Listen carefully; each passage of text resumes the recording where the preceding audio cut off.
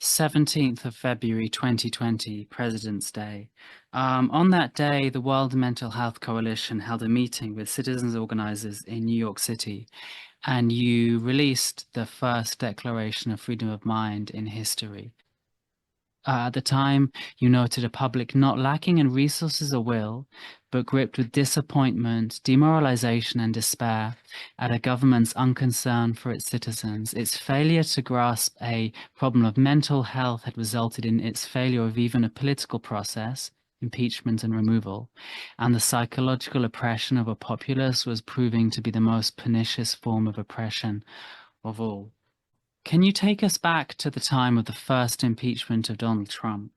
What was the activity of the World Mental Health Coalition, and how did it result in producing the Declaration of Freedom of Mind? Well, I think there was a great deal of discontent on the part of the people. And they were recognizing that their will was being thwarted, not through a legitimate process, but through various psychological tricks that were being done to in order to make the impeachment process unsuccessful. Many attribute that to the Senate at the time, not holding a trial, not hearing any evidence or witnesses, and simply dismissing the case. That may be true, but from my perspective, it was because we had not dealt with a psychological phenomenon that was happening, which I was calling Trump contagion at the time, or in other settings, shared psychosis. In that enough of the population had been had succumbed to taking on the same symptoms and beliefs as Donald Trump, that they would not be able to see, or that facts or evidence would not even matter. And so while I was sensing a great deal of distress, I called a meeting in Union Square Park in the middle of February in New York City, and quite a few people came, and we discussed how such meetings were occurring in the times of the Revolutionary War, basically the Declaration of Independence and all manner of documents had formed from such spontaneous assemblies. And so I wished to count it as an assembly. I took down what people desired, what people thought of various assessments that we were making as mental health professionals in terms of where the population was, how to deal with this public mental health crisis, in my view. And ultimately, it was obvious to everyone that a large part of the population was not mentally free, and in fact was voting against their own will, subscribing to ideas and facts that don't serve them because they're unreal, and that mental slavery was now an issue because of the spread of symptoms as well as the psychological manipulation that has been done at the national level.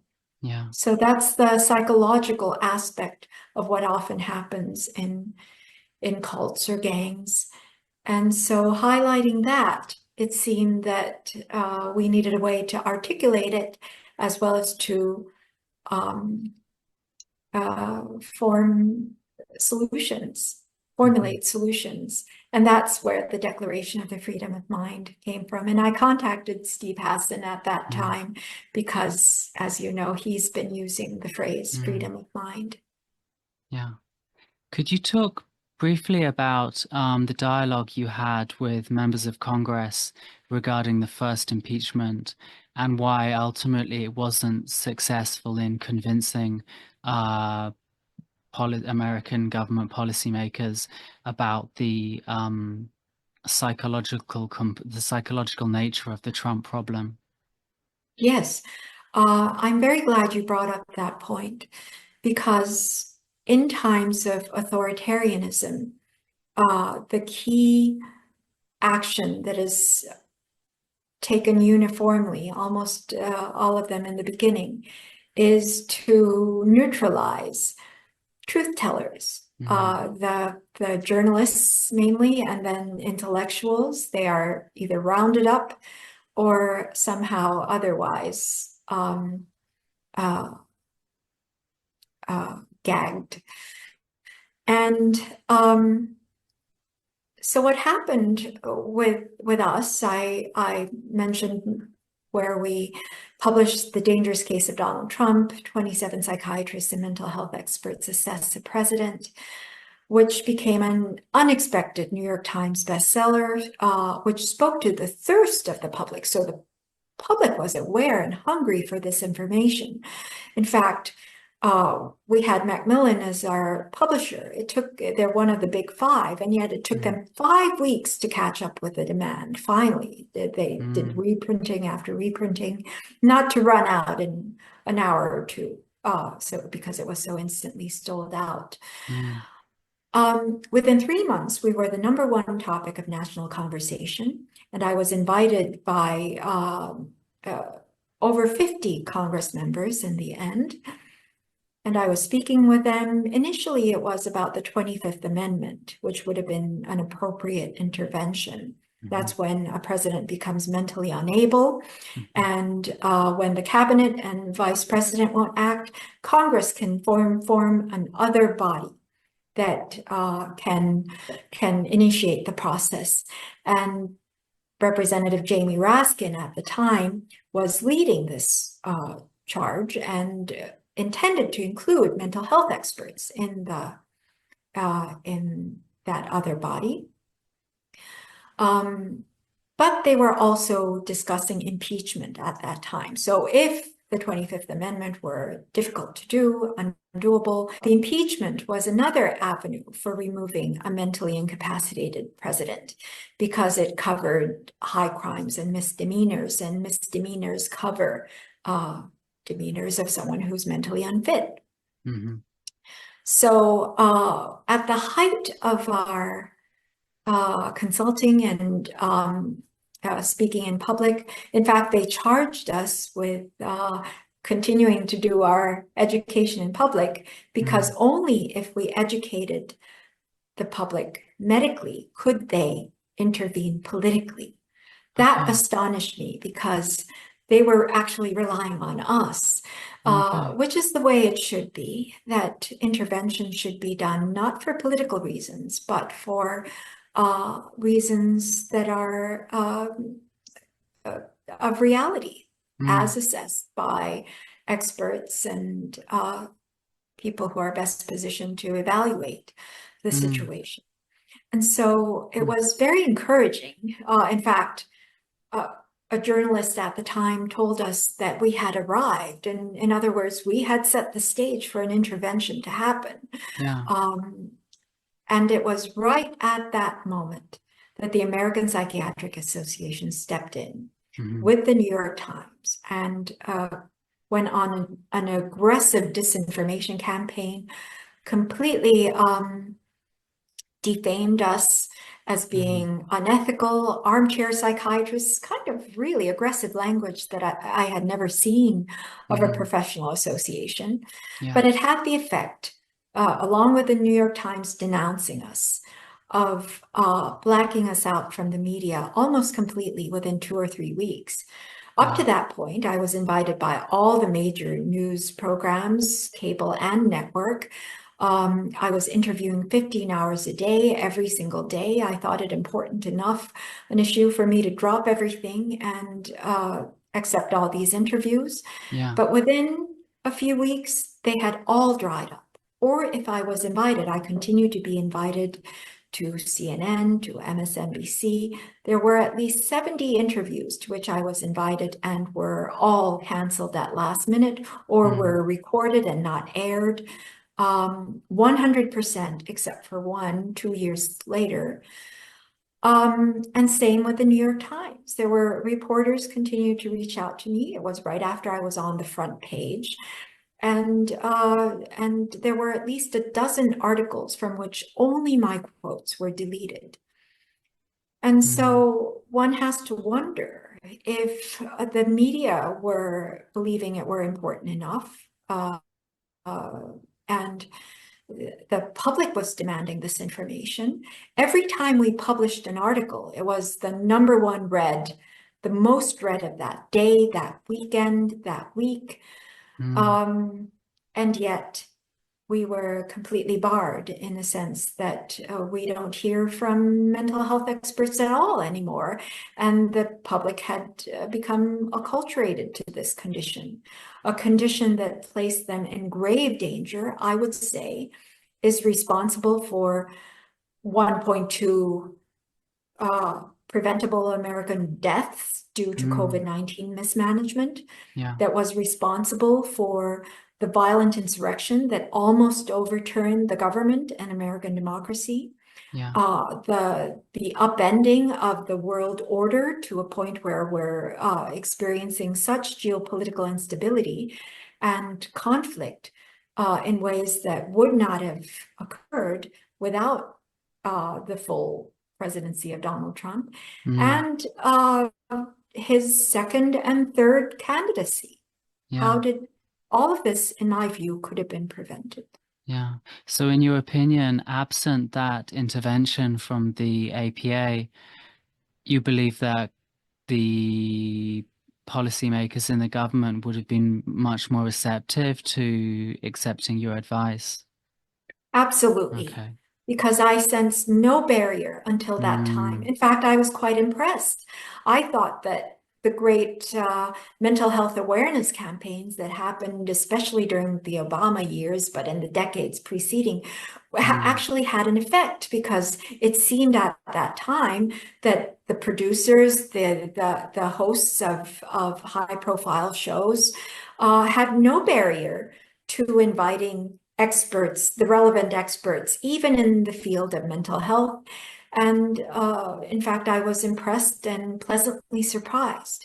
It went from that to complete, going back at least 100 years in mental health advancement, in the kind of stigmatization to the point of total blockage of discourse, when all the literature shows that to reduce stigma, you have to speak about the issue.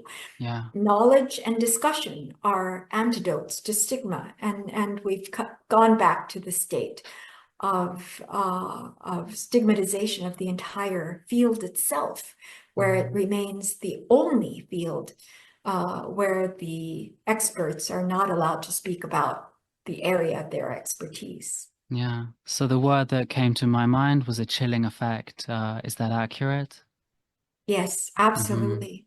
And it continued, because not only, well, the APA's Goldwater rule, which is what they advanced as the reason for silencing all mental health experts, even though it only applies to their members. No licensing board adopted it, no other association adopted it. So it only applied to about 6% of their own, of mental health professionals, which are their own members.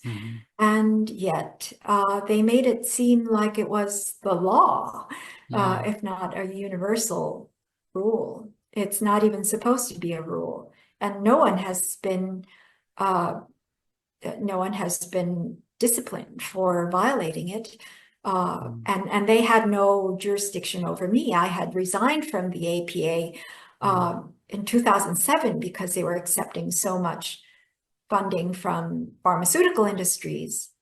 And now it turned out that they did what they did, completely silencing mental health discourse by professionals in order to protect their federal funding.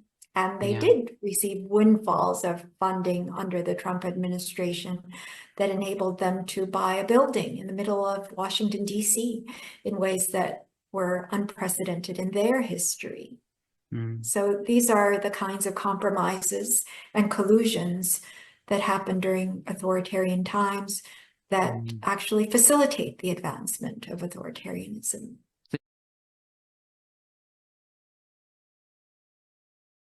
This is the declaration that we've been discussing. It's the first declaration in history. The preamble to the declaration describes freedom of mind as a right that is derived from the Declaration of the Rights of Man, and of the citizen, which was adopted by the French government following the French Revolution and the overthrow of the monarchy.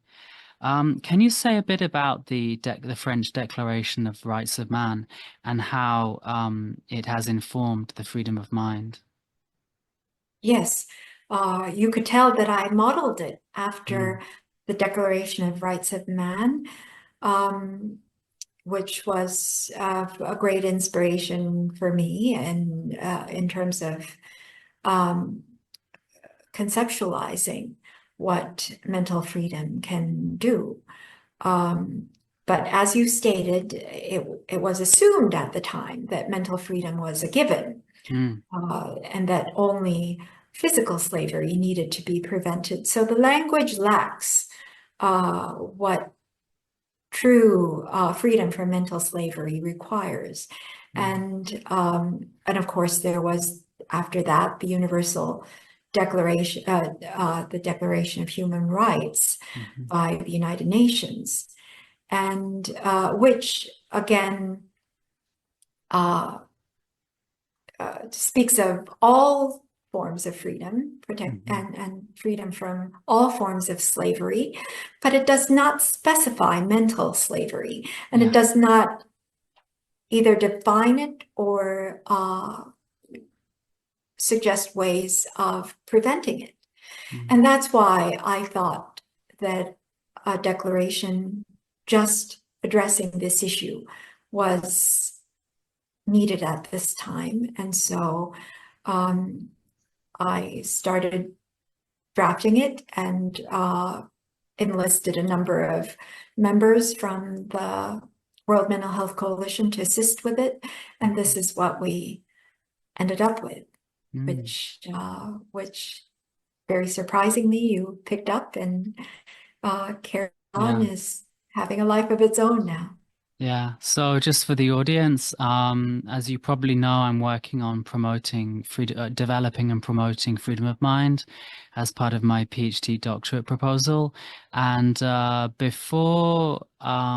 when I started on this research project, I hadn't heard of Bandy. I had heard of the dangerous case of Donald Trump, but I didn't know the background to it. And I spotted the declaration online after a quick Google search. And I reached out to Bandy, and that was, I think 2 years ago, 3 years ago. Yeah. So, yeah, that's the history. So I'm going to go back to the declaration. So Bandy mentioned mental slavery. So, as she mentioned, the Universal Declaration of Human Rights and the international treaties that followed it, such as the International Covenant on Civil and Political Rights, they do prohibit slavery in all its forms, but they don't explicitly define what is all its forms. At no point does it specify mental slavery. So the UDHR, the Universal Declaration of Human Rights, says that no one shall be held in slavery or servitude. What the declaration does is upgrade that rights provision, upgrades that protection to explicitly name the problem. So I'm going to go into the next one. So every human right has positive and negative freedoms. It has a freedom to access certain services or engage in activities, and freedom from some type of violation or negative action. And mental slavery is defined as an absence of mental freedom. And mental freedom, in turn, is defined as people having agency over their own minds. In terms of the other freedoms, from all the main variants of mind control, such as disinformation, psychological abuse, thought reform, these are all explicitly named and prohibited. And crucially, the Declaration upgrades the status of abridging of the speech and press in relation to mental health to an unqualified right. So what that means is that there can be no abridging of the speech or the press in relation to mental health in any circumstances. Current international human rights document allow abridging of the speech or the press in some certain emergency situations. So it moves from a qualified right to an unqualified right. So this is another way that the Declaration upgrades the existing international human rights system. On the Freedom 2 side, you have freedom for full access and information and the best available knowledge and expertise. Bandy, could you speak briefly about that? Why, in the context of the Trump contagion, was full access to best available knowledge and expertise quite so important? Well, it describes the phenomenon of how the mind can be usurped. Mm, Uh, it would be able to educate the public in ways that would help them to uh, detect the early signs, not to be psychologically manipulated into becoming, uh, to committing themselves so far in that they couldn't pull themselves out any longer. mm, Um, the kinds of sacrifices I mentioned before, joining gangs, such as killing a police officer or killing a homeless person. And I've seen it also with child soldiers who were mm, ordered to kill family members in order to pledge to demonstrate their loyalty to the leaders and the regime. mm, And you might say that Donald Trump's followers, to a large extent, have sacrificed their own uh, their own well-being. Some have given their lives following his defiance against COVID-19 measures. Uh, Others, we see them carrying all kinds of paraphernalia to identify themselves as being part of that cult.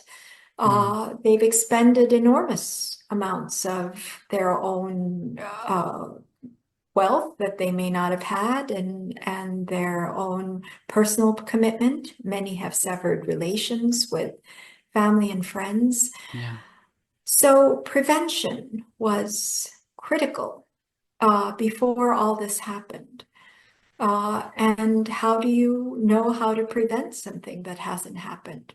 It's Mm, through scholarship, research, and expert knowledge of those who have dealt with this kind of behavior, symptoms, pathology on a daily basis, and have made it their career to detect, prevent, and manage, contain these phenomena. mm, Just because it's happening at national scale does not mean that it's something else. It's mm, still a phenomenon of mental pathology.